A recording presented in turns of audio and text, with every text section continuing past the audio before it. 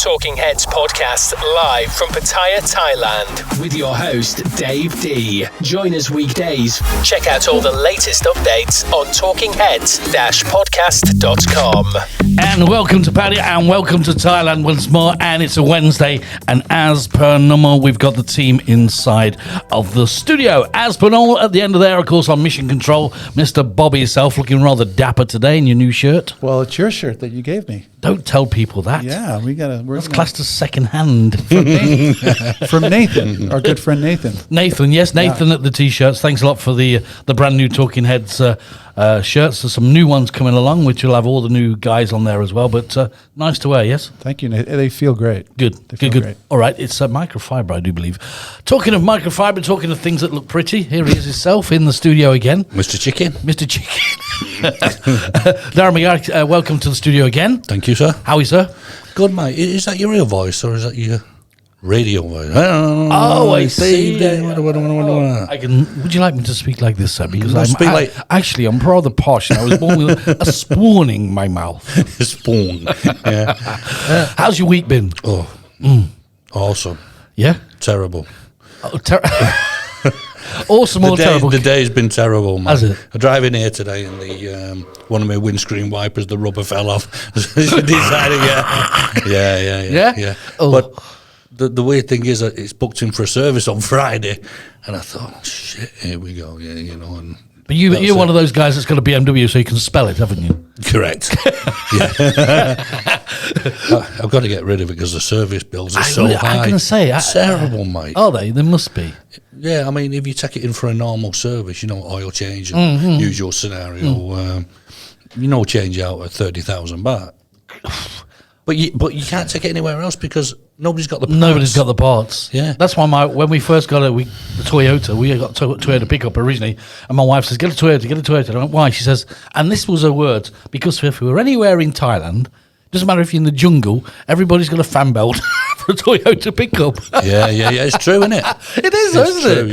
Yeah. If he hasn't got one, the man down the road's got one, and they just come from everywhere. But as soon as you start getting these posh cars like you deserve it. Yeah, I've had it 5 years old, mate. It was a good car when I got it, and it still is. And touch wood, it's not let me down. No, good cars. What's yours? 525? No, it's Merc, isn't it? C200. It's yours Merc, is it? C200, yeah. Oh, yeah. I see. I don't even think they got fan belts on them. Did I see you with a BMW? No, was you posing? That was my brother. Posing next to a BMW. Oh, you got a Mercedes, have you? Yeah. I had one of those years ago. No, it's old now, mate. Is it? It's nothing special. It's it was nice when I got it. I had the new CLK 55 AMG when it first came out. You couldn't have one here. It's in the price of them. 5.5 litre, 2 kick down. That was the only car I could sit in where you could watch the petrol gauge go down as you're travelling. It was as fast as a speedo. Yeah. How's your week been on the visa side? I know we got some different news coming on, but I mean, before we get on to the news and what's happening now, how is it being down at your place? Have you found an uptrend coming your way at the moment? Is it getting busier? The last 3 weeks have been busy anyway. The last couple of days, it's been brutal, mate. Absolute brutal. In the way of nobody, or in the way of people leaving everything to the last minute, and us trying to find ways of pulling them out of the mire before the 26th. Yeah. These are single people who've got real no ties to Thailand, and they want to stay here. They were all running up to the 26th, as we said last week, hoping for another month, another 2 months to come. It ain't coming. Another free amnesty. So they're coming to us now, and we're working with the immigration to try and find ways for them to be able to extend past the 26th. So at least that'll give them time to find other avenues. Did I see a little bit of a story where they said they were going to do up until the 26th, on the 26th, but they could handle like 800 a day? Was that right? Was I seeing things? And I was thinking, well, where's 800 a day coming from? No, what you did, you probably read that article about Phuket immigration. All right. What they reckon is on the island, they've still got 1,500 and odd people still haven't come in who they got on their computer who are going to overstay by the 26th. Okay. So as soon as they put that article, everybody started going in. Yeah, sure. So they put an article out yesterday, Phuket immigration, that they're actually opening on Saturday. which has never been known, to try and give people that last day to get some sort of application in, So, I mean, we're still trying to cope with the thing that's happening, and the people are trying to get their heads around stuff. But of course, the old panic situation is going to kick in soon, isn't it? All over the place. Started already. I mean, we're in a scenario where people have had 5 months of a free visa, and everybody's taking advantage of it. Even people on long stay visas, and now they're all saying, "Well, shit, there's no more extensions. What we're going to do?" The immigration are putting out these posts saying, you're gonna have heavy fines. We're gonna deport. I've seen the heavy fines and deporting you. Not allowed back for 5 years. Scary stuff. And I don't really think it needs to be that. It needs to go that far. If people are in trouble, I mean, let's say for argument's sake, you've been in hospital. What are you going to do? Deport you because you couldn't get to the immigration. This is the sort of things that we're saying to them. So I think please don't quote me. You're live. And well, okay. Hang on. This is an infomercial, and just to quote Darren from Visa, here, this is it. Well, I did ask them today. I said, look, if you got the scenario where a guy after Saturday comes in on the Monday, Tuesday, Wednesday, he wants an extension, he wants something, are you gonna try and help him out? They said, probably. We will charge him the overstay, 500 baht a day, from Monday onwards. Or the 26 onwards. Is the maximum overstay 20,000? Yeah. That's it. That's as much as they can charge, isn't it? Is that right? Correct. Yeah. Okay. So somebody asked me. So that was one of the emails. Sorry, that was one of the emails where they said, "Well, if they're charging you 500 baht a day, and you're like a month and a half or whatever." I said, "Well, I think that it's 20 grand balas you." I think correct. 20,000. Yeah. But if you get to 90 days, that's it. You're banned. Oh yeah. Okay. That's interesting. Yeah. But the immigration are not going to take the overstay from any of the amnesty. They're going to take it from the 26 onwards. Okay. So you don't have to worry about that side, So anything prior to the 26 doesn't really count? Correct. Okay. So that's a good one for you guys out there that did ask me the question. Yeah.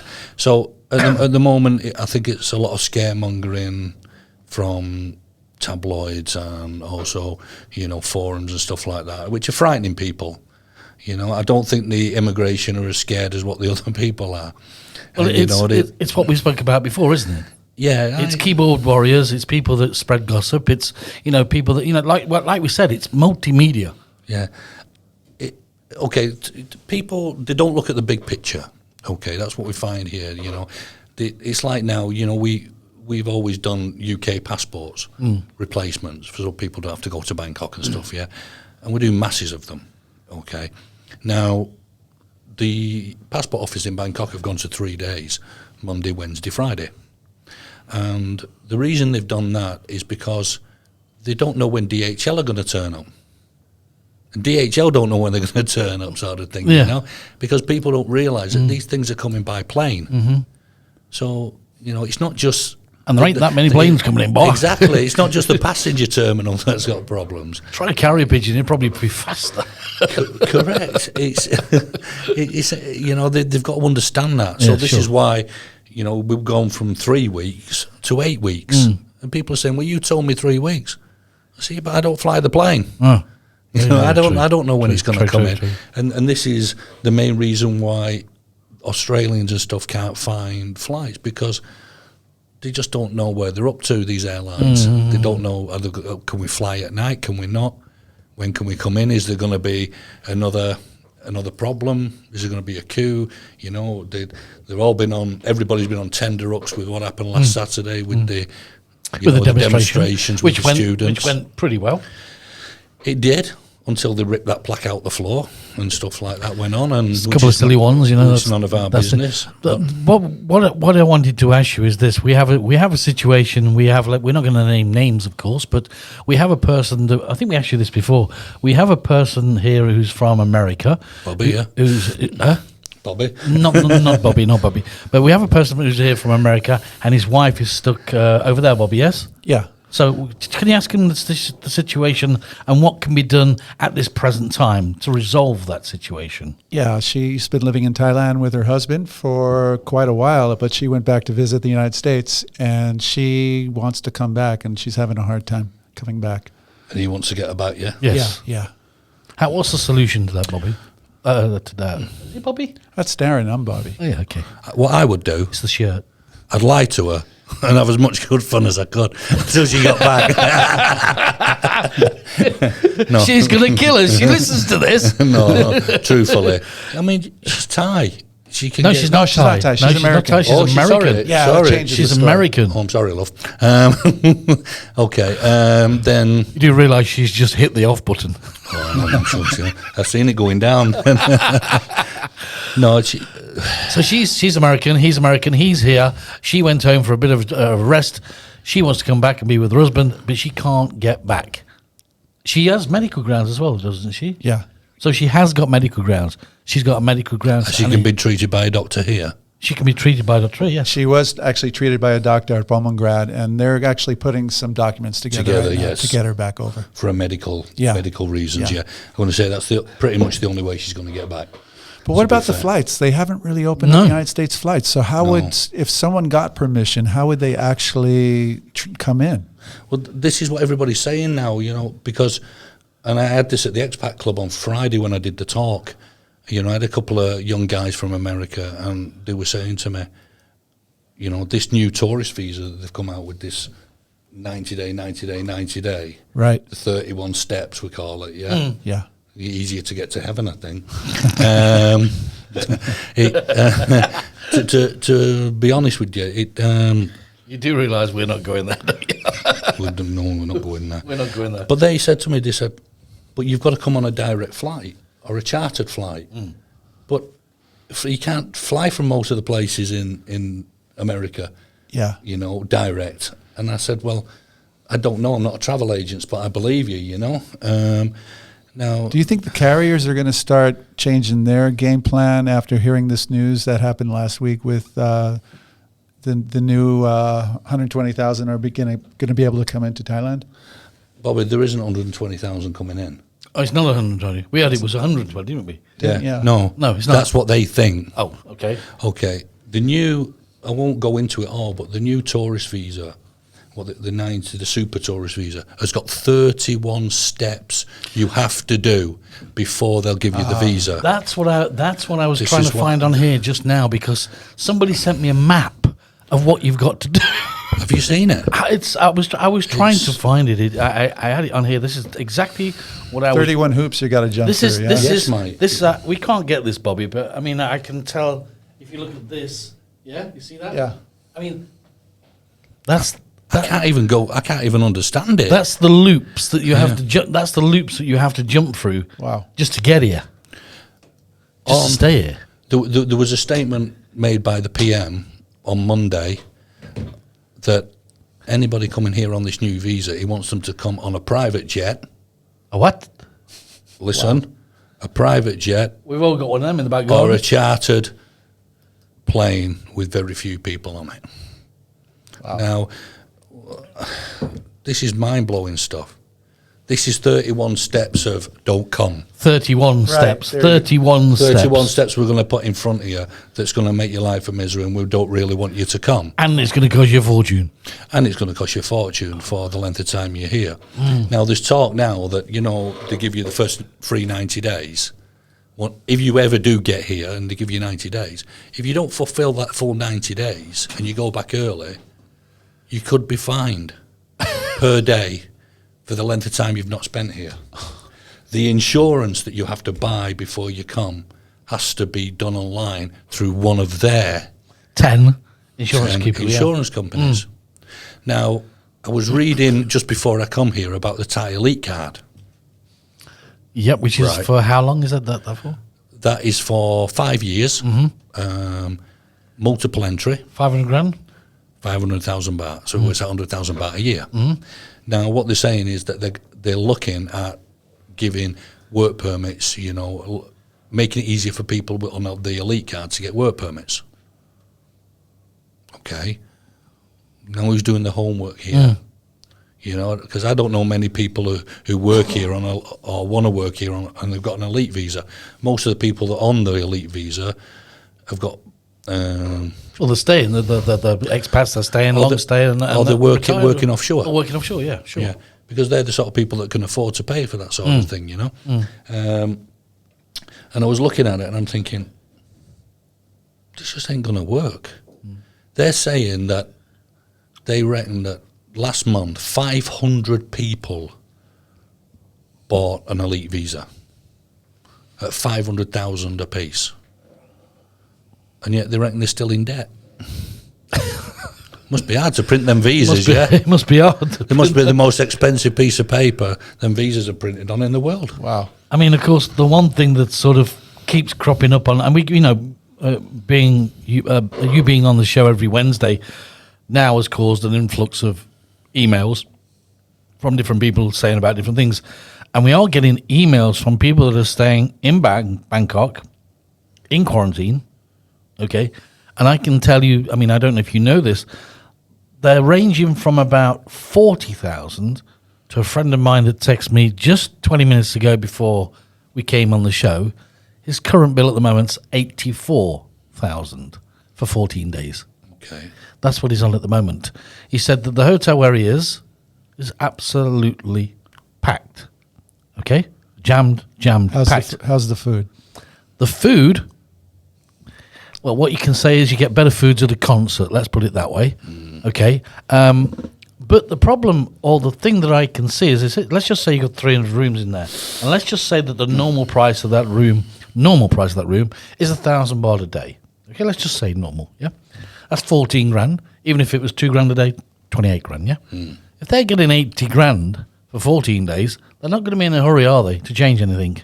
No. The people that's got the hotel? No. Because there are certain hotels that are doing this, yeah? Here's the other side of it. Did you know that the hotels there and here are also attached to a hospital? Okay. Okay. So they have medical staff doing all the COVID tests 24 hours a day at these hotels. So you're paying for that as well, which you don't realise. Which you don't realise. Now, a friend of mine and a Brummie lad come back. He's got a Thai wife here, come back. He spent 25 years in the Paras, and he said it's the worst experience he's ever had. You know, he's getting on a bit, he's 70 now. But he said, your doors are locked from the outside, the windows are jammed, they're barred up. You're only allowed to go out 1 hour a day and walk around the garden of the hotel, but you're not allowed to talk to anybody. But this is for people that may not even have it.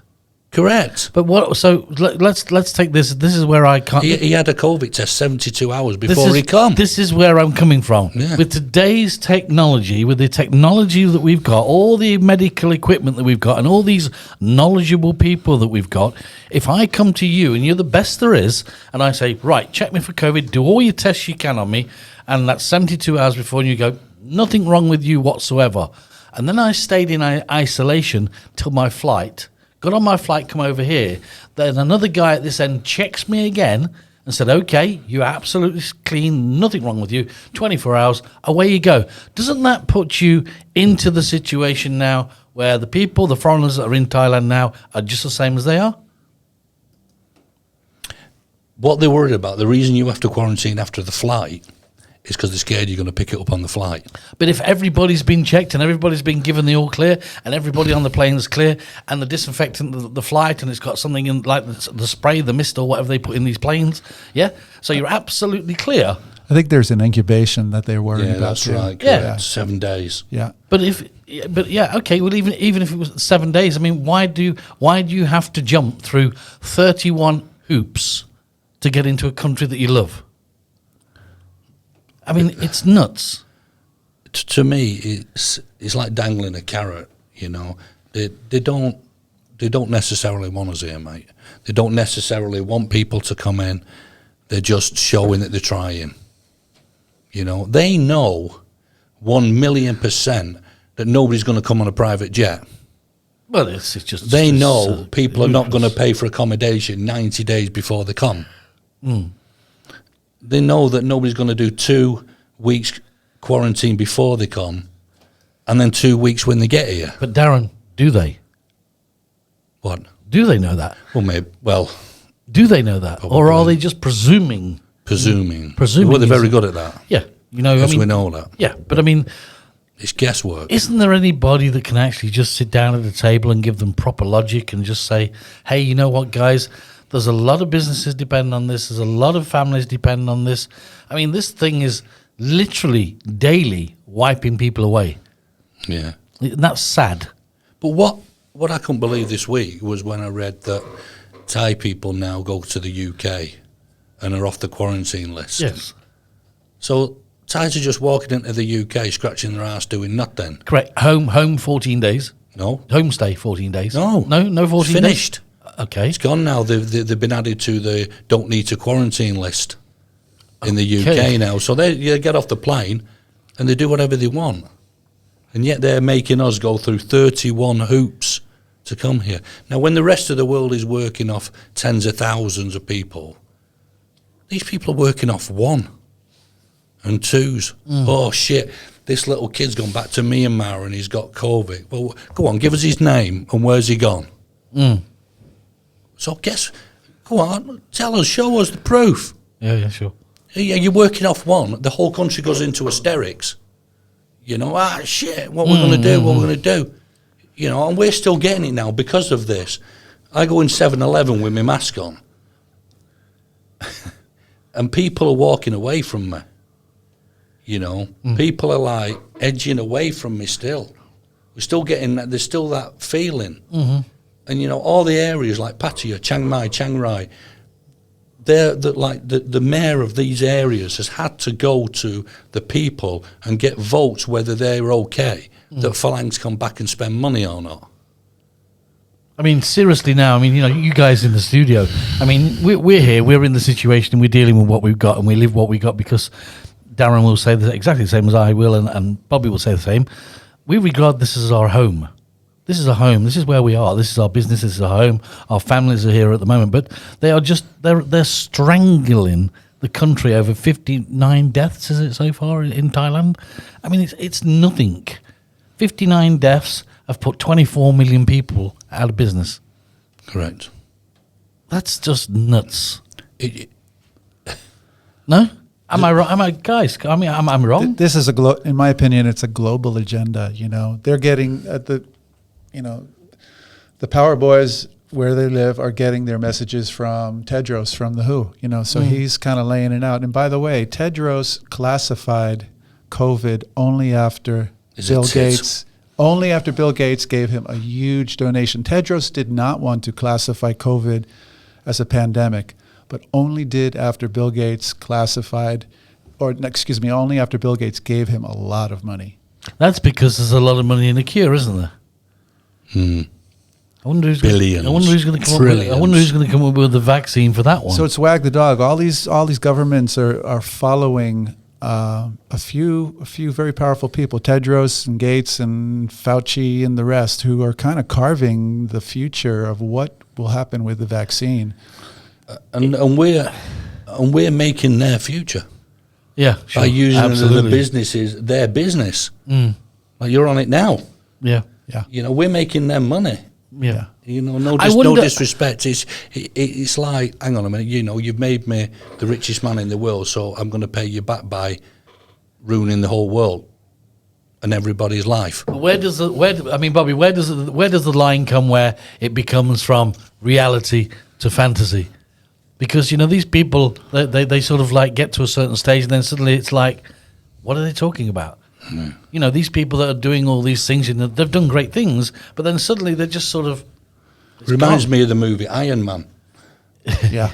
You know, he's got all that much money from making animals. He thinks he's a superhero. You know, like in the movie, and this is what these people are like. They've got everything, but they need the power.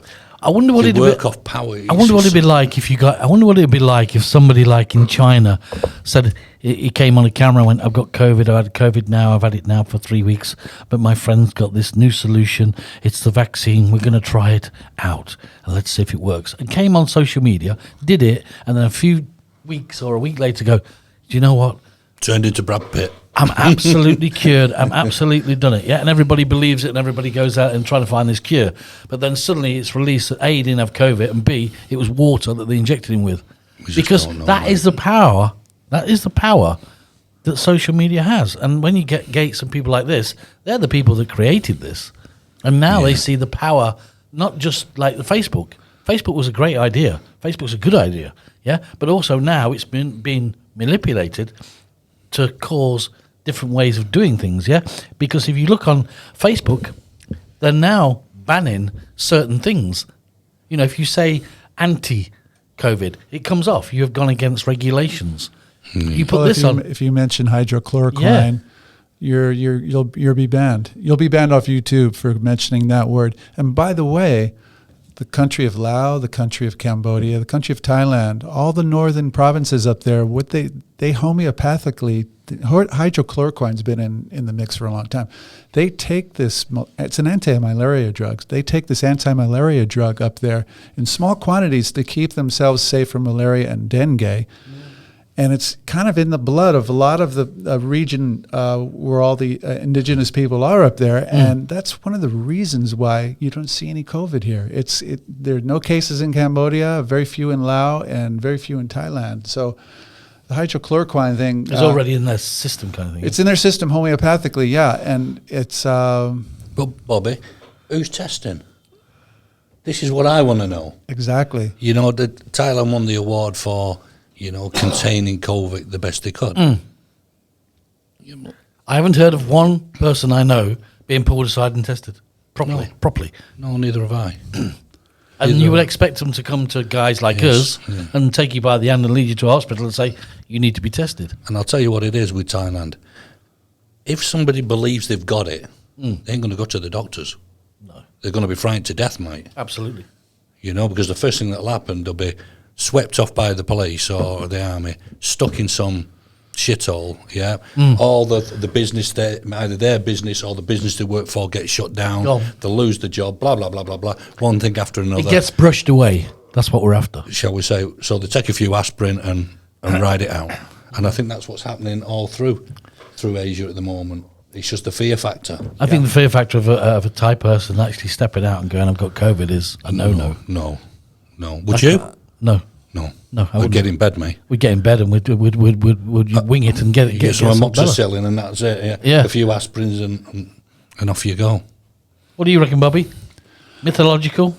Well, you're mentioning all these hoops that everyone has. The Thai government is actually forcing us to jump through these hoops to stay in this country that we enjoy so much.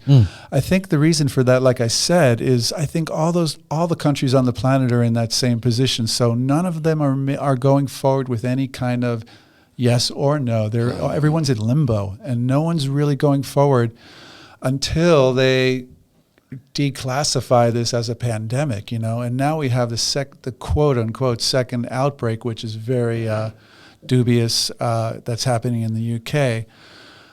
There's just a lot of fear going on right now. But you look at all of Asia. All of Asia's locked down. There's nobody leaving or going anywhere or going in. And that's all the countries. Thailand are offering this visa, but they're making it so difficult because they don't want egg on the face. We did speak last time that the border runs are still going, yes? No. Oh, they're not going now? No, they finished, people who had their own businesses running them runs. Gone. Yeah, as soon as the COVID button started, that was it. Boom, gone. So, in reality, I mean, this loop jumping through the hoops and doing everything to get here and staying here. In reality, we know that it's not going to happen. It's not going to happen. I mean, it's going to be very far and few between people that are going to be doing that. Yeah, and no disrespect to people.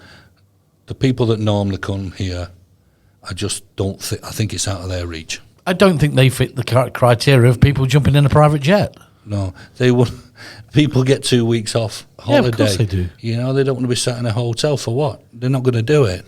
But they used to come to Thailand because it's a beautiful country, great people, and they came here to have fun. Correct. It's not going to be fun if you've got to jump through 31 hoops to get here and spend 200,000 baht. It's not fun because your 2 week holiday that you've saved for from your job doesn't turn into a 2 week holiday. It turns into 2 week quarantine, and then you go home. Yeah. So it's not, at the moment, it ain't worth it, is it? There's nothing there. There's nothing, as you say, the carrot, there's nothing here at the moment, which is a shame. Yeah, when I come out of the Amari Hotel last Friday, after the expat talk. I drove down Beach Road. We get on to the expat in a minute. Yeah, yeah, it's one way. It's one way, and I drove down there, and I counted from one end to Walking Street. There was 4 coconut girls, and about half a dozen phalangs, but they wasn't doing anything apart from this speed walking, exercising, and that was it. Normally you go down Beach Road, you got motorbikes in and out of here, and you can't move, and Chinese crossing the road and stuff, packed. Mate, it was like I went down myself. I was nearly exactly. And like you said, there's prime real estate, shops on beachfront that you could never ever get in a million years, with the shutters down. And I'm thinking, wow, I've never seen anything like this. It's a shame because whatever happens, and I don't even see where we're going to end with this. To be honest, I don't see how it's going to end. And if there's a person in the world that can say, "Oh, it's okay now. COVID is gone. Everything's clean. Away you go and open the doors again." Why can't that guy now say you have to do this? The same people that are saying close it are the same people that are probably going to say open it. Yeah. So, but if you've got all these scientists and these doctors in the world that are so brilliant at the top of the tree, why can't we just grab one of them and say, is this real? Is it real? And you've got so many people like you've showed me. They all shout out and say, no, it's not. And then they get sidewalked, don't they? We're in an information war. Yeah.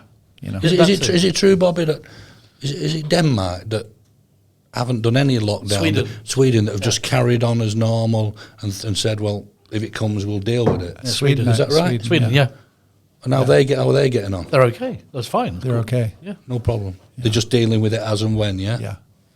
They're saying that what they're saying is if it comes into the population, same as my daughter, yeah, she's in Norway.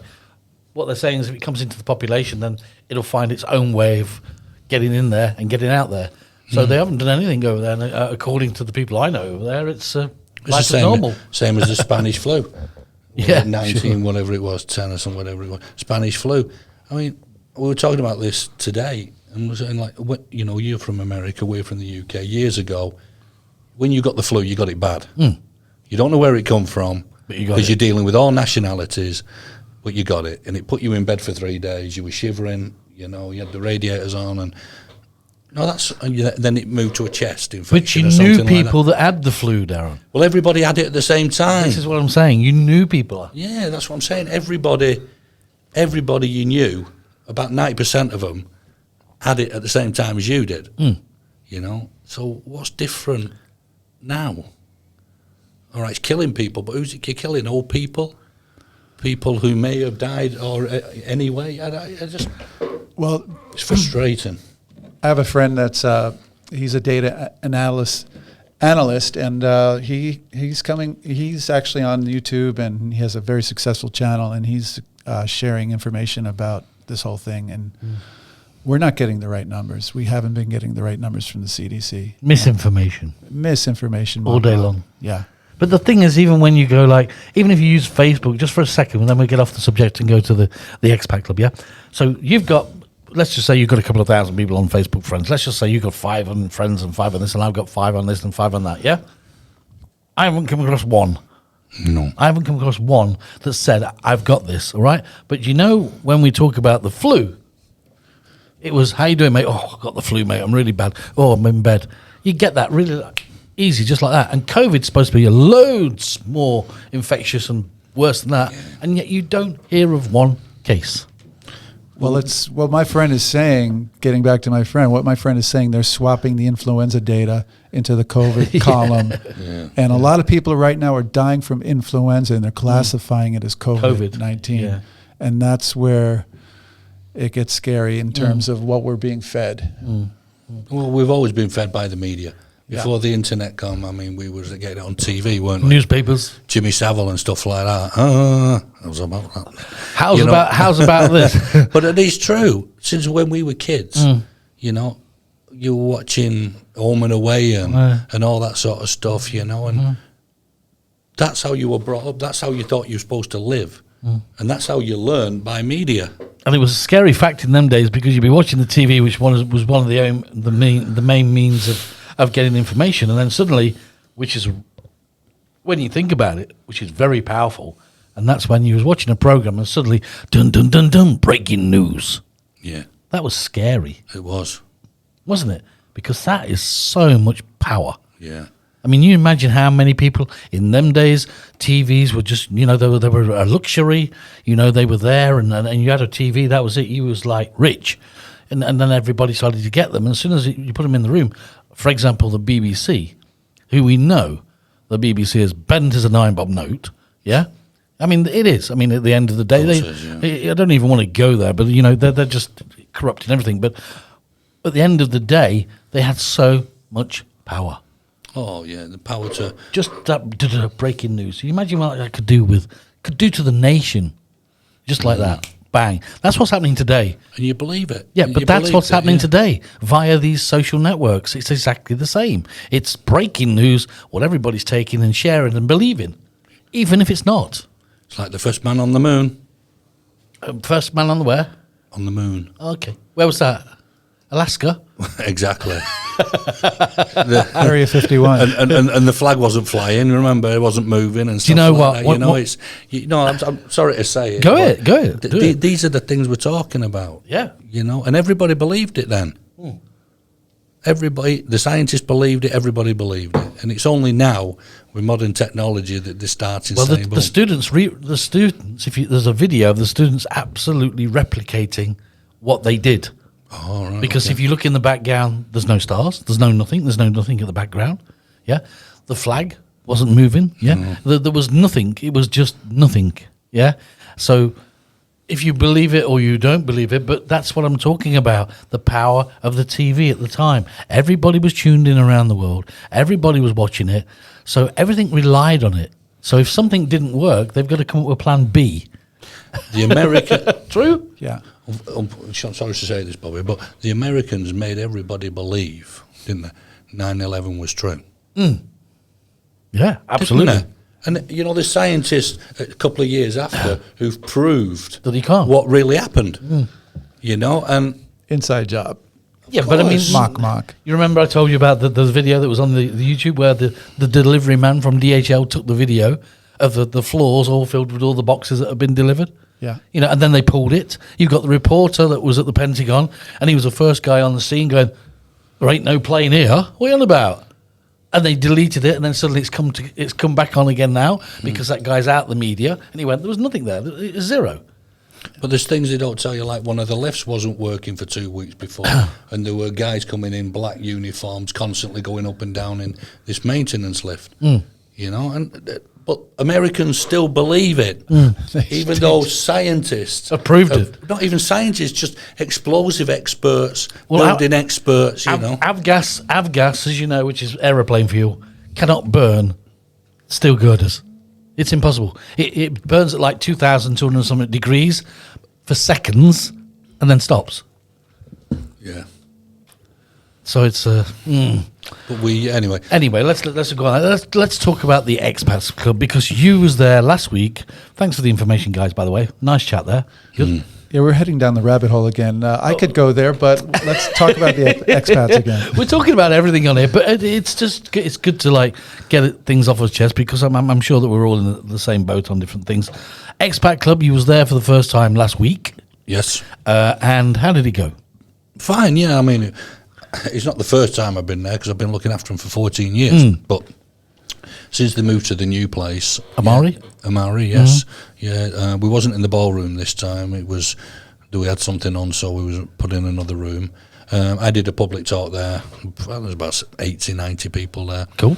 And we were talking about the visa situation and what to look out for and what are people going to do after the 26th, And the main thing that we were telling people was... that if you're in a position where you can't fly home, there's nothing you can do. You can contact your embassy. A lot are doing it online now, the American, the Australians, the British. You email them some documents, which sometimes don't go through because of their systems. But whichever way, they will send you a letter. With that letter, you go to immigration, they'll stamp you another month. And that's how they do it. Is that in the Expat Club itself? Is it just? It's not just all people that are just staying here for short period of time. It's people that live here and everything, surely. Yeah, I don't think there's anybody there under the age of 60. They're mostly expats that live here. They tend to know everything because they've been here so long, and I don't mean that in a bad way. They're very, very knowledgeable people. 14 years ago, I was advised to go there.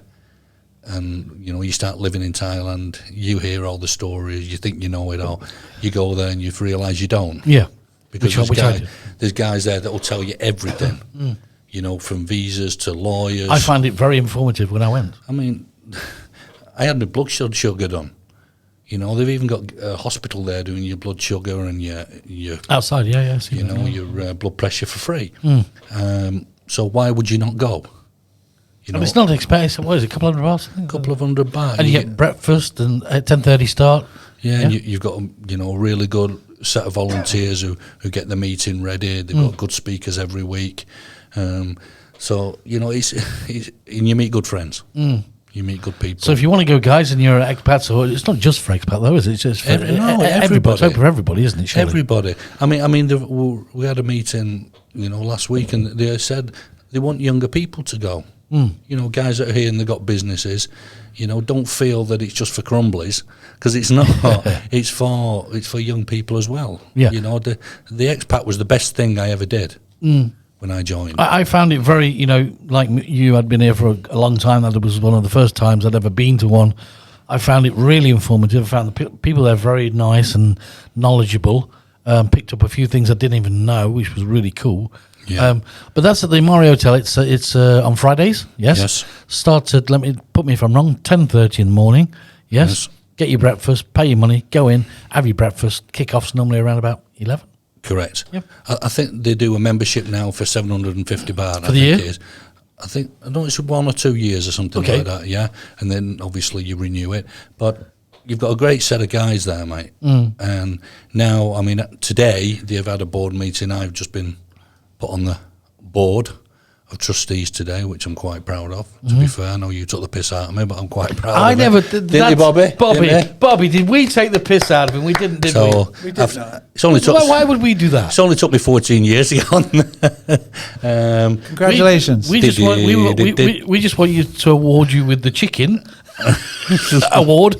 Gobble, gobble, gobble. This is the Global Gobble Award. Gobble, gobble, gobble award. But being on the board now, yes, of trustees. What does that entitle you to? What are your responsibilities? Okay, I'm quite good at marketing, as you know, with the company, and they want me to help them on the marketing side and things like that. But we're looking for new blood.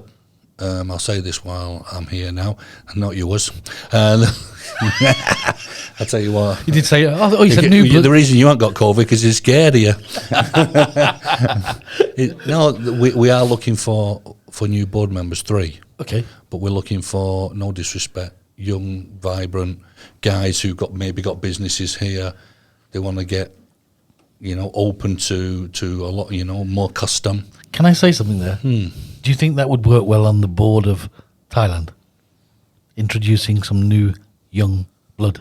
I think it'd work in any country. I do as well. Especially like America. It's a load of crumbly old farts that have been there 40 years. You listening, Bobby? And they don't like change, Bobby, do they? They don't It's like true. change. The UK is the same. Same, absolutely. Most of them are asleep when they debate. For 300 quid a day. Yeah, nightmare. Yeah. £300 a day they get to sit in Parliament just to listen. And when you take a picture, there's 10 of them.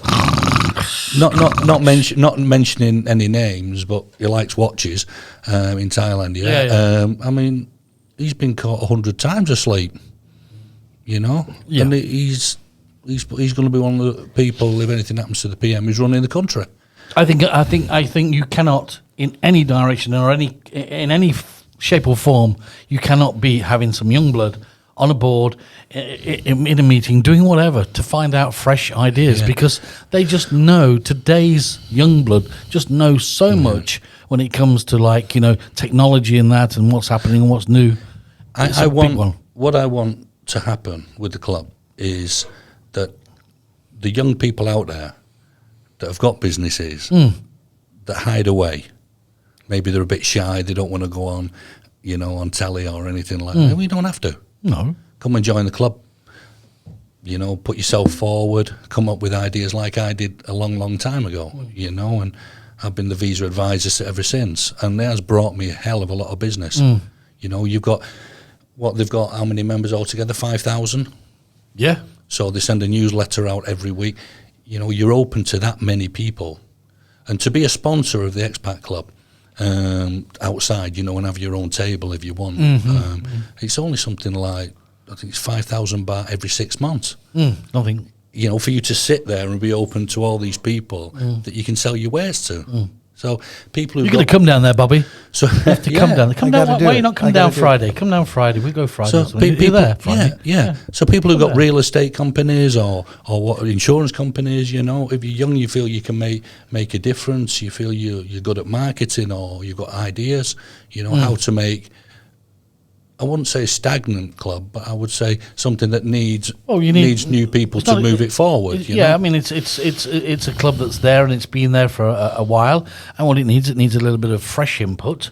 It needs a bit of a help. Yes, which is fine. Everybody can help each other. As you know, Pattaya One and everybody supports you, and we try and do what we can for you and push you out there. And Niels is back in on Thursday, isn't he? Tomorrow Niels is here, isn't he? Yes. Yeah, tomorrow's here. He's here tomorrow. Sitting in exactly that seat where Mr. Kolov. Mr. Kolov, he's great.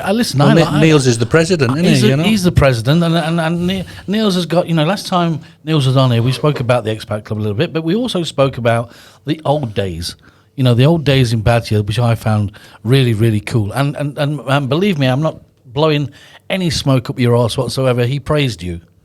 I know he did, and I will say again, and I've said it at every meeting that I've ever had, that it was him that got me on my feet, without a shadow of a doubt. He did things for me that you didn't need to do, and that's what you need. You need that backup. And for businesses out there who maybe want to be who are interested in the club, Niels will find ways of helping you, with you as well, Dave, as far as your business is concerned, to push it forward in these struggling times. Well, I'm not sat on my arse here because I like slagging you off. No, you do. Even if the cameras weren't on, you'd be still slagging me off. But you still got that mask on from 2 weeks ago. No, but I mean, it's one thing that I sat down with Niels and people like yourself, and one thing that Neil said to me and we said to each other is, we need each other more than ever now. Agreed. The old days of Pattaya. Listen, when the old days of Pattaya are here, and you've got hundreds of thousands of people coming to Pattaya, and you've got all these businesses doing what you're doing, the media companies over there, that media companies over there, that they're all fighting for the business. Yeah. Correct. Right. They're all fighting for the business.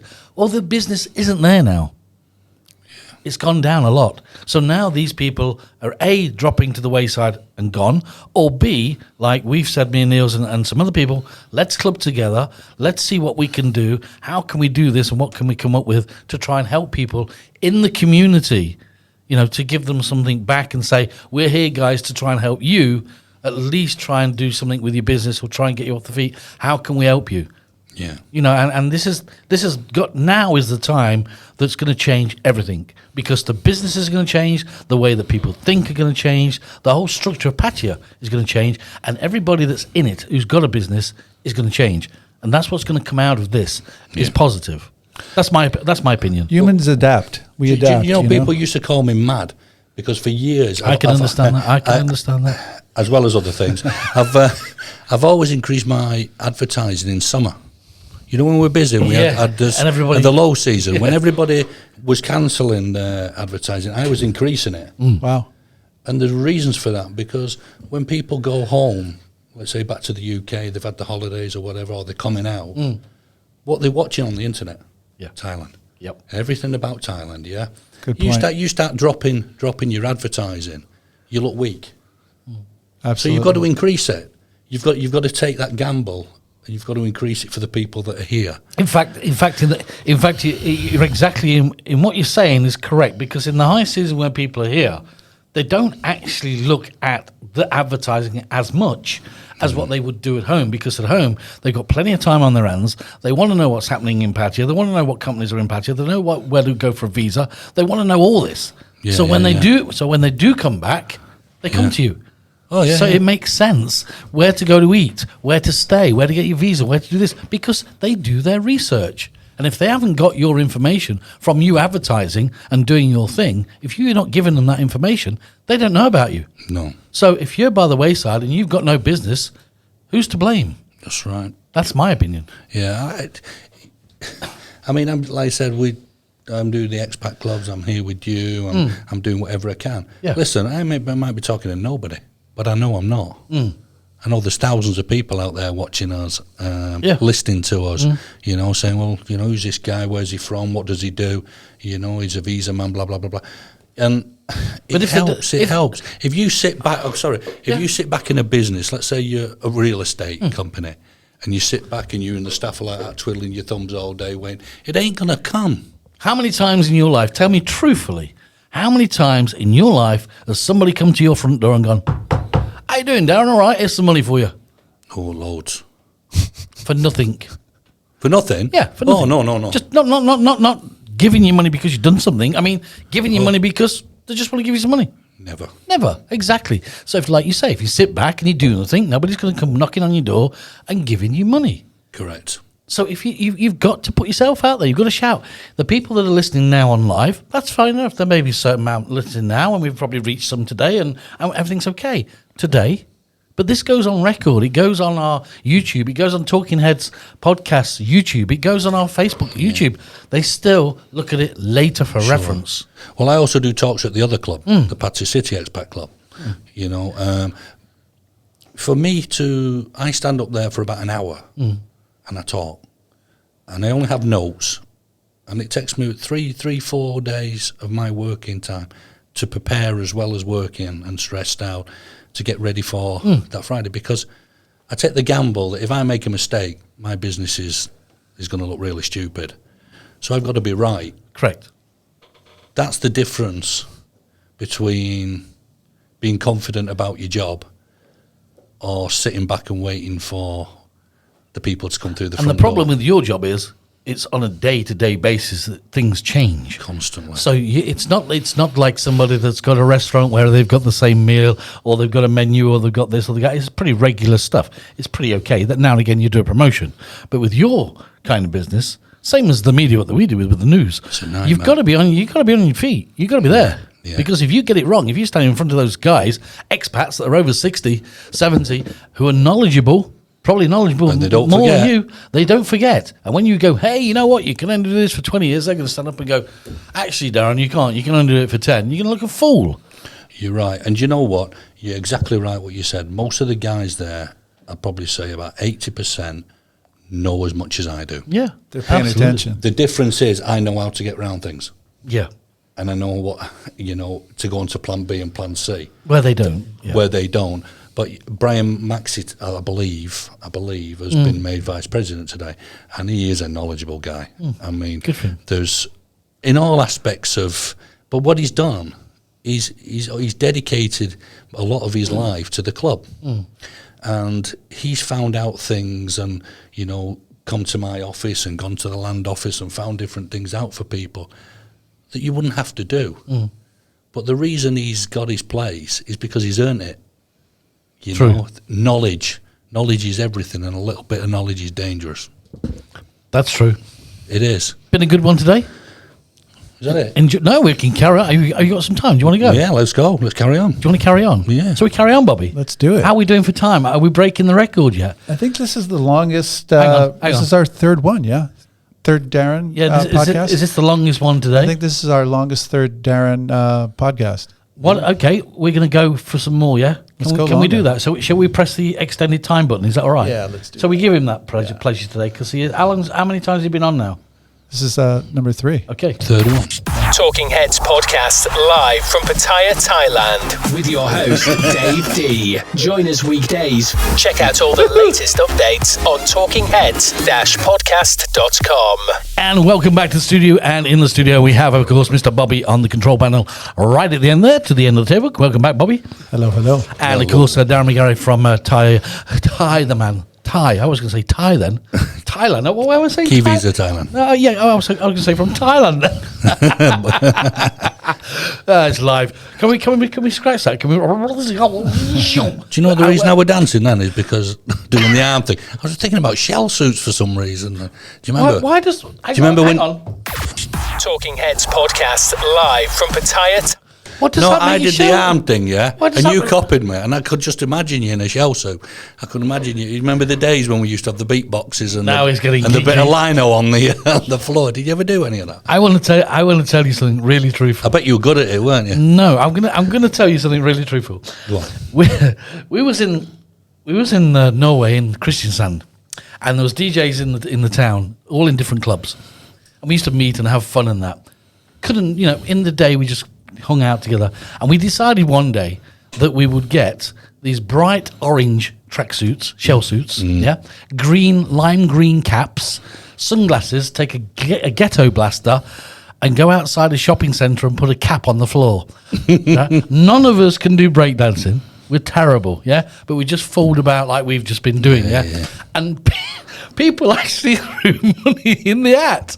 Are you joking? Yeah, of course we gave it to a charity box after, but it was just fun. So when you said that, and then you said it reminds me of the shell suits, then it brought back that memory of me. They probably thought you was mentally impaired or something. Like, I think they were paying us to go. Listen, seeing as you've given me this extra few minutes, I want to mention about marriage visas, if I can. You can do whatever you want. Marriage visas and dependency visas. Okay, what are they? Okay, a marriage visa means that you're married to a Thai. Dependency visa is pretty much the same thing, but it means you've got a child. Okay, now the criteria is the same. You have 400,000 baht in the bank for either. So if you're married, you put 400,000 baht in a Thai bank, or if you've got a kid, put 400,000 baht in a Thai bank. You can get a 1-year visa. Now, for a lot of guys offshore, most of them have got wives and kids. Mm-hmm. So what I'm saying is, when you get back in, boys, get yourself one of these visas. Okay, it's very simple. You can convert a normal visa when you come in, which you'll probably be coming in on a non-O anyway, which we can convert into a marriage or a dependency. Dependency I like better. The reason being is because not a lot of people know that if you get divorced, you lose your visa as well.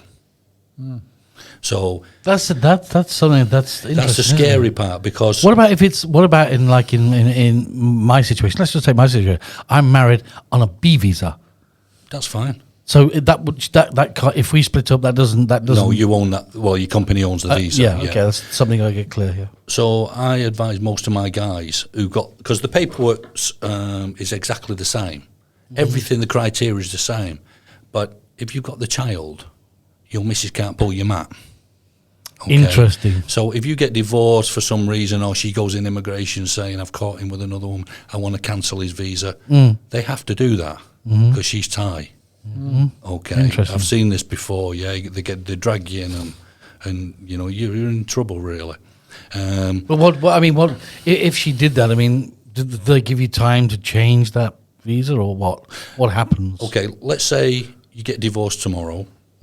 What you're supposed to do? Take your divorce certificate to the immigration with your Not passport. divorced. I'm on about she pulls the visa off you. Yeah, well, you'll know about it because they'll drag you in and cancel your visa. Okay. Normally, they'll give you 7 days. To get another one? Either change the visa or leave. At the moment, they won't ask you to leave because they know you can't leave. So they will look at ways of trying to change it for you, into maybe a dependency or something like that. That's a very, very, very good point. I've seen people in this position plenty of times, but the main reason I'm saying it is because, let's say for argument's sake, it's June the 1st, and you get divorced, but your visa runs out in November. If you don't go to immigration and cancel it, and they copy you, when you go to renew whatever or change your visa, then you're overstaying. You're overstaying from June to November, which is over 90 days. So you can get deported and banned. Most of the time, they'll let you pay the 20,000 baht overstay and then let you change to something else. Why would you want to put yourself in that position? No, I mean, it's a very good, valid point that people probably do not realise if they're on that kind of visa and that happens, that they can pull the visa. Yeah. Okay, on the show we talk frank. Okay, we talk straight. Yeah. That's what we do. That's what we do. So let's say, for argument's sake, you've got a kid, you get divorced. She's going to want you to help support the child, or maintain the child. So if you're on a dependency visa, she's not going to pull your mat on that because she can't. And secondly, she's going to help you with the documents, because if you say, well, without this visa, I can't stay in Thailand. So who's going to help you with money? Boom. Cracked it. They'll help you all day long because they don't want you to go. Sure. Not for the marriage side, or not that they still love you, but the fact that you're supporting the child. And I've seen this case many, many times. It's like a business visa. You've got a business visa, right? If, let's say, for argument's sake, you work for Stan, and Stan sacks you tomorrow, but he says, tell you what, Dave, you're a mate of mine, I'll let you have your visa till December. Yep. But what he don't tell you is that he's not paying your tax. Correct. You go immigration in December to change your visa, they look on computer, they know you haven't paid your tax. And then they ask you to go and fight, when did you leave your job? Go and get proof. Why have you not paid your tax? You go back to Stan, he don't want to know.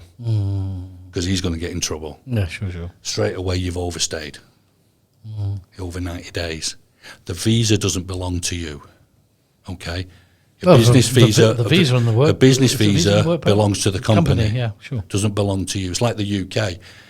You work for your own company, and a limited company is the same here. Yeah. Sure. If you're married, the visa belongs to the marriage, and if you're on a married visa, so you can only keep the visa as long as you're married. But a dependency never goes away. Do people know about this dependency visa? Is it sort of common knowledge? Yeah, it's fairly. I do quite a lot of them, yeah. I do a lot for people. But most people will say... But you would advise that, yeah? Oh, yeah. Marriage to dependency, you would advise? Well, what I've seen over the years, then, yeah, definitely. Yeah. I mean, people automatically think marriage visa... Thanks. Sorry. I'm married, so I'll go for a married visa. They forget about the kid. So they go straight for a marriage visa. Something happens in the relationship... Boom. Fireworks. That's it. We're going to get divorced. He's lost his visa and he doesn't know what to do. If she'll help him, yes, she can get rid of the married visa so she can carry on with her life, and you can change to the child and change straight to a dependency visa. See, these are all the this is all the stuff that people are not aware of, Dave. What I did get asked about before, and I just want you to clarify one more time for us. Thank you, Bobby. What we need to clarify is this: that we did get some questions. Thank you. That we did get some questions on was the 18 and 20 trademark, the limit. If you remember, tell me if I'm right or wrong. What we sort of understood on this last time was the land was 18, yes, sort of 18, and also the two passports 20. Some people are a little bit confused on what we spoke about last time, about what you'd spoken about changing or giving up the passports at 20. Dual nationalities, yeah. Can you clarify a little bit on that? No? Is that basically what it is? You don't have to give anything up. Okay, all right. Because we did get some questions, and I said to them, I did say that yes, it's that, but it doesn't kind of happen. And the child was born in Thailand. The child is Thai. The mum's Thai. Okay, the dad's the Brit. So the child means the child is naturalised British, not a 100% British citizen, but allowed to have a British passport. Yeah. So it doesn't matter how old the child is or gets to an adult, it's still Thai. Yeah, that's okay. So you keep your passports going when the Thai's old enough. You get the ID cards. You keep the ID cards going. nobody knows any different. Yeah, okay, that's all I wanted to know. It was just something that people, and you've sort of clarified what they're saying anyway, so it's just a couple of questions. What it is, people always talk about, I don't want my son to go in the army, this conscript that they have to do, yeah? What age is that? Is it 18 to 20, 18 years old? So what they do is, a lot of them ship them off to the UK and let them have the education and stuff over there, so they don't have to do the conscript. But I don't know. It's Can I ask you? I mean, we talk pretty straight on this show, don't we? Of course. We try and be as straight as we can, Of course, without any lies, and sort of like hitting places that people don't normally hit, because a lot of people see you on adverts and me on adverts and other people on adverts, and we're just advertising something. We're not really talking gritty about things. I mean, when you sit in your office and you do a great service, is there any times in the office when you're sitting there talking to people and that they're telling you what they want, and then you have to make that thing and go, you can't really do that, and like you've got to totally swing them from left to right of what they're thinking about? How do you deal with that? Loads of times. Yeah, loads of times. I mean, we have people who we say, look, that's not right for you. Why would you want your girlfriend to go on a marriage visa when in the future you're going to come and live in Thailand? Just let her go on holidays. Just let her go on a 2-year holiday. Or here, the guy will be sat there, his girlfriend's there, and we want a marriage visa for to stay in Thailand. I'll say, well, you got a child? So I'll speak as fast as I can, so a certain person can't understand. Got you. And I'll try and tell him the ins and outs. Or I'll say, look, darling, it's a boring conversation. You can sit on the sofa. Okay. And I'll tell him the ins and outs. And, I do try and look after my own people if I can. Because there's so much against them or against us, and making mistakes costs money. Yeah. And we don't want to pay any more than what we have to anyway, do we? I mean, if if there's people over in the UK or wherever they are in the world now, and of course there's young guys out there, and they want to come to, they definitely want to come to Thailand. Of course they do, and they've probably met a girl on the last time they're here, and it's getting out of hand. Let's put it that way. You spoke on the show last time to clarify what you said, and I did have a couple of emails on this one.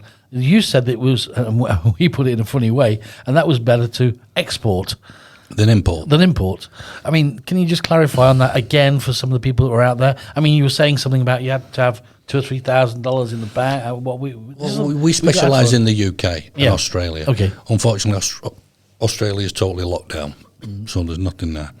The UK, I mean, even this week they've took away the quarantine rule for Thai girls going to the UK. They don't need anything. They can go. Yeah? I mean, they can just walk in the place. But obviously, a visa application has to be done. So if you want your girlfriend there because you can't get here, then just do a visa application. I mean, since the process moved from Bangkok to India. Yeah, that's something we asked. Yeah, somebody asked us about that. The processing has gone better. Okay, interesting. They've given some great decisions out where maybe before they wouldn't have done.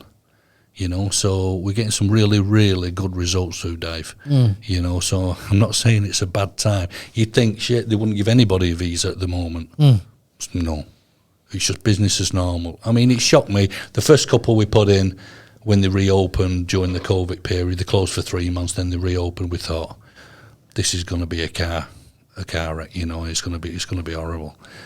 No, they're coming back. There's your visa. There's your visa. There's your visa. And these girls are just getting on the next plane available, and off they go. Getting off at the other end, boyfriend's waiting. Boom, through you go. Because one of the main reasons now is when you go to Bangkok, you only have your fingerprint taken. Previously, after your fingerprint were taken, they used to call you and interview on the phone. Right, and all these notes and everything were made. So when the girl got off the plane, let's say Heathrow or Manchester, they'd have all this information on computer. So sometimes they'd trip the girl up. Okay. How long are you staying for? Where are you going? Yeah, sure. What's your boyfriend's address? Been there, done that. And all this sort of stuff. Yeah. Well, I'll tell you what, we don't think you're coming for a proper holiday. We think you're spamming it. Spamming and you're absconding or whatever. And we're going to send you back home. And your boyfriend's got to pay for it.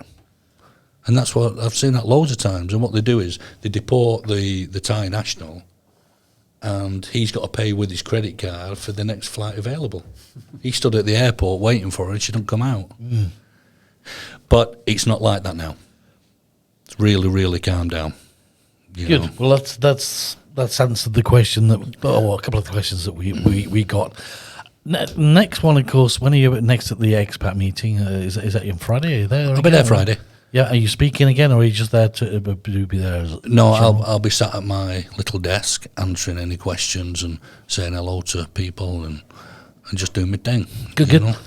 Bobby, you want to add anything today? I mean, it's been pretty cool, hasn't it, today? Don't you think so? Yeah, I always learn so much from you, Darren. Thank you, man. Thank you. I mean, there's so many ins and outs and nooks and crannies with visas. It's it's very, very difficult, and that's why it's difficult when clients come in my office that the staff don't always know because there's so much to take in, and it changes so quick. I have to be there. People say, "Well, why don't you train your staff?" You can. No, you can't train them to be what you are or what you know or the knowledge you know, which you've picked up over a long period of time. Do you ever get that thing? I mean, Bobby, we were talking about this before, keyboard heroes and all that. Yeah, keyboard warriors. And do you ever get anybody coming in your office and they think they know everything about exactly what they want? Yeah. And then suddenly you've got to spin them completely around and say, actually, you're wrong. But they're adamant that they're right. I mean, I get that. Do you ever get into that sort of confrontation where? I mean, it's just a question because I would imagine that you do. Well, I can tell you straight today, only today, on my Facebook, I had a guy complain about us. Okay? Just after COVID, we got him, his wife, his child, a visa to go to the UK. At the last minute, I changed it to a holiday because it were a rough time. I didn't want him spending a lot of money until we poked the fire. Yeah. Okay. So it was guinea pig time because we didn't know what was going to the sort of reaction we was going to get. Sure. So a month later, he's come on and said, "Oh no, the shit service and blah blah blah blah blah blah blah blah blah," and your staff are ignorant. And I went back and said, "Well, hang on a minute. You got your visa, your wife's with you, you only paid for a holiday. I'm the consultant. I made the decision at the last minute and give you the best advice I possibly could. I didn't want you spending £3,000 and losing it. And by the way, instead of being a keyboard warrior, why don't you do your homework? Then you'd realise that if you're married and got a kid, you can change a tourist visa into a permanent visa in the UK now from the Home Office." Correct. Shut him up straight away. I was going to say, did you get a reply? No. But I don't often get into these tittle-tattles because I'm too busy. But yeah, I get people in the office and they'll say, "I want a visa to the UK for my girlfriend." I do it myself, but I'm a bit busy. It's that easy, is it? If it's that easy, what are you doing here? Yeah. Well, if it was that easy, everybody would be doing it, and they're definitely not doing it. But straight away, you know for a fact you've got that. I don't like visa agents sort of attitude. Well, they're looking at you going, "You're going to rip me off, and that's it. I can do it myself, but I'm busy." Yeah. So what do you want to be, mate? Do you want to be looked after and taken care of, or do you want to do it yourself and lose the money and rip yourself off? I mean, and believe me, doing visas yourself, like you said, is not easy. Not now. You have to jump through a couple of hoops. You have to know the right people. You have to sort things out, and it's all done from your knowledge of a long time in Thailand and Pattaya. They've been here 2 weeks, 3 weeks, 4 weeks. They've never been here in their lives. Yeah. Where are you from? I'm from Grimsby. I'm from London. But you know nothing about visas. No, the pipe fitters and plumbers and plasterers and builders and whatever. And I say, "Well, look, it's my job." Everybody's an expert in their own right. That's right. And how does it work with your connection to your information at the consulate or at the headquarters? Do they speak English okay, or do you have to use a translator to get the information as accurate as possible? You have to constantly be checking on the net to know of any changes, okay? If you want to ask these people a question, you have to pay. Wow. With a credit card. Wow. And send them an email with a question, wow, with your credit card details, which is £5 a question, and then you get an answer. So if you've got a visa application in there and you say, "Look, can you please tell me what how long this is going to be, and my wife's da da da da da da da," you get you pay a $5 and you get an email back saying, "I'm sorry, thank you for your email, but it's under process." You know, but yeah, but don't forget, it's not just young people that want to take the girlfriends back. You've got expats here, yeah, sure, and the ones that sometimes are quite hard work. The ones that come, well, we did it 6 years ago and she got it. Right, okay, but it's changed a little bit now. Well, it can't be that much, Right. Well, it has, mate. I said, you know, straight away when you start mentioning India, the face drops. When you start mentioning that everything has to be done online, paid for online, appointments booked online, application forms done online, no paper anymore, no paper applications, that's when they listen. Because they know then it's, you know, these guys are not so good on computers, you know. yeah. There's a lot more to it than they thought. Oh yeah, I mean it takes some getting used to, even for us. You know, you're learning all the time. You're learning what they want to hear, what they want to see, what they don't want to see, and it's just knowledge. Well, there you go. If you want to get in contact with Darren, of course, so you can go onto your website, which is KeyVisaThailand.com. There we go, and you can go on to Darren. As for Darren personally, and he will talk to you, and of course, as you've seen today, he will try and advise you the best he can and help you out and put you in the right direction. It doesn't cost them anything. No. Just send me an email. I'll send them a response back. For a $5.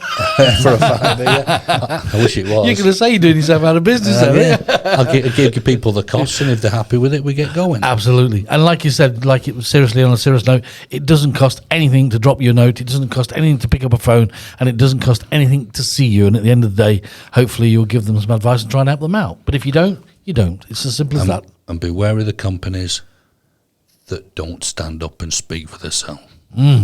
That you never see. Yeah. Just because they said they're good on their internet and put a few fancy pictures on there, be careful. Yeah. That's all I'll say. Stick with the old timers, the people that know what they're talking about. That's what I say. We're not perfect, but we do our best. Exactly, and you provide a great service. Bobby, been a nice one. Thank you, guys. We've done it. Extended time. How did we do? Major Tom. 5 for a minute. How we done? Jesus, I'm on my way home. This is our longest one. Just leave us. I can't even pay for my windscreen wiper at the moment. Leave us with the Mercedes. That'll be all right. We'll chip in for the window wiper, won't we, Bobby? Yeah. No, Darren, it's been great. Yeah. Yeah. Thank you, guys. Enjoyed it. Thanks a lot. Loved it as it's always. Good. Nice to have you in the studio as per normal. Great to have a chat about, of course, all the visas that are happening and all the new information. But also, it's good just to share a bit of chinwag and the old days. Yeah, chew a bit of fat as well. Yeah. You'll enjoy it with Niels tomorrow as well. It's going to be a good one with Niels. It's always good. He's scared. He shit himself when last time he was in here. Didn't he? He went, I'm normally the one that's I'm normally the one doing the presenting and asking people the questions, and now you're asking me the questions. I went, you're right there, Niels. He went, that's it. Are you sure you're right? He'll love it. He'll love it. It's great. I'm looking forward to having him back in the studio tomorrow. Yeah. But it's been great to see you again. Yeah. Thank you, David. All right, from you guys, thank you very much. Bobby, take See care. you soon. Yeah. Take care. Bye-bye. Thank you. Talking Heads podcast live from Pattaya, Thailand with your host Dave D. Join us weekdays. Check out all the latest updates on talkingheads-podcast.com.